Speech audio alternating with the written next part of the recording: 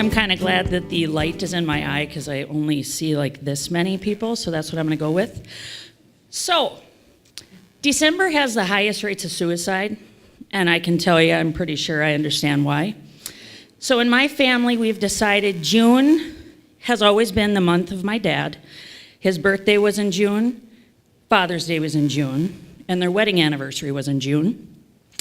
And then we've decided December sucks balls because Dad died in December. He came out in December. My grandpa died in December. So 10 years and 2 days ago, my perfect beaver cleaver family took a big dump. Whoa, that pee was loud. Okay. December took a dump, and I'll tell you why. The Sunday after Thanksgiving, my mom is in Minneapolis with my dad. Find out my grandpa has passed away. He was living at Bethany in Fargo. We bury my grandpa the Friday after, like 5 days later. A week after that, my dad's working part-time at the bar in a little town in South Dakota that I used to call the armpit of America, and now I've learned it's maybe not so bad. My dad tells my mom, I've been followed home by the cops. I'll let you know. Just let me take care of it. Come to find out, Saturday morning, my mom calls and says, yeah, your dad tried to pick up a guy at the bar, and the guy got really mad, and he called the cops. And we were like, what?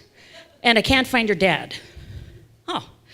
So in the matter of a weekend, we find out my dad's been cheating on my mom for 35 years with men, getting blowjobs in the back alley, never had a hamster up his orifice that he admitted, but definitely was a fan of the blowjob, so I totally get that joke. Find out that he's been doing it the whole time, and on Friday night when my mom found out, they both tried to kill each other, like an overachiever. So my dad, who has diabetes, took eight insulin packs of fast-acting insulin, trying to take himself out of the ball game. Thank God he sucked at that, because his body is like, whoa, we are full of sugar. And he went into diabetic shock instead and was like ready to lift up a house with his pinky. And my mom tried to overdose and threw up instead. And then in the morning, we find out all this has happened. Oh, and by the way, your dad is gay. I don't give a shit if he's gay. Why are you guys trying to kill yourselves? And where's Dad? We had to find him. Over the next 8 years, my mom tried to commit suicide 6 different times. My dad became the whore and was like, I'm gonna sow my wild oats. And then he would continue to tell us the stories about it. God, I know. So one day when I was really pissed off at him, I go, yeah, well, you know what? Jason fucked my brains out last night and it was awesome. That's my husband's name. God help us. My mother-in-law better not see this video because she still thinks we haven't done it. Yes, we have. And I like it. But Dad was like, why are you talking to me like that? And I'm like, I don't give a shit where you've put your man part. Don't tell me about it. I don't care whose ear you stuck it in, where you put it. But I'm here to support you. And the day after my dad came out and he tried to kill himself, the 3 of us kids sat with my mom and my dad and we're gonna survive. Little did I know for the next 8 years I would be racing home to hide the bloody razor blades from my mom, or from my brother and sister, because they thought maybe mom was done cutting, but she wasn't. And then I would be the one, God help me, I would have to tell my brother and my sister that mom tried to kill herself again because the pastor would call me. So then I became my dad's thump in the skull for 8 years. But I never was mad at him for being gay. I'm like, be who you want to be. You're not a shitty dad, you're just a really shitty husband. But I'm okay with it. And he was ostracized by his family, who wanted nothing to do with him and would tell us all the time, gosh, when I tell my friends that my kids still let me talk to them, let alone see them, I feel really blessed.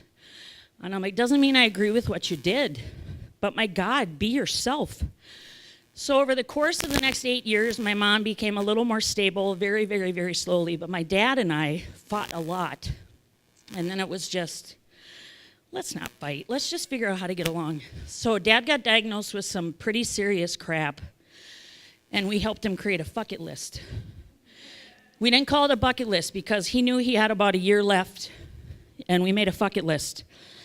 We were introduced to his special friend, Cliff, who is a stud, who likes my dad's parts and whatever floats your boat, you know what I mean? So my dad still couldn't believe that we wanted to be part of his life, and I'm like, why not?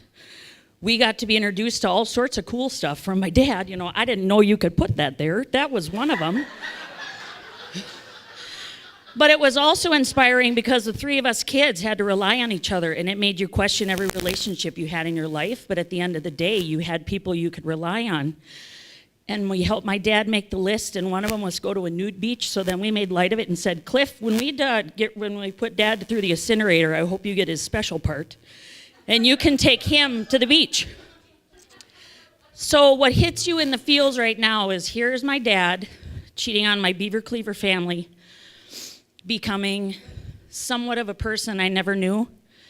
But when it came down to it, he got to be who he wanted to be, who he really was his whole life. And instead of ostracizing him, our parents always taught us to be kind to people. And that was the mission. And what I did after my dad passed away is I took his ashes and I had a dash of Dad. And when I would travel, I would leave him places, because on his bucket list was to travel. So I've let him travel. Cliff's bringing him to the nudist beach, and every time we have a margarita, we have Patron, because that was on his list. So sometimes you're gonna run into things that don't make any sense, but it's not yours to make sense of. It's how you feel about yourself in the process.